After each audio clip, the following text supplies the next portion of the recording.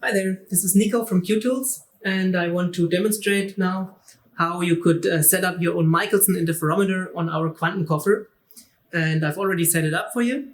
So as you can see, one of the photons of a pair is leaving this periscope and hitting some mirrors first, and then the beam splitter of the Michelson interferometer.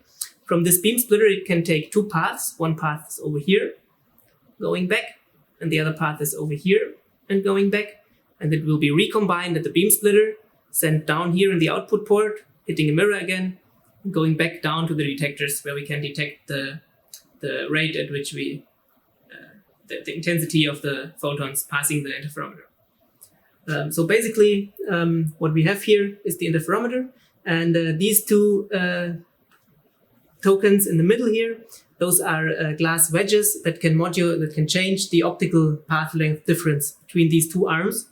And of course, if we change the optical path length difference between those two arms, we can switch between destructive interference and constructive interference. So we will see a modulation in the intensity of the signal. So maybe let's just do this. I can touch this wedge here, and I can tell it to move a little bit. And when I do that, we will see in the intensity that we'll have nice interference fringes over there, going up and down.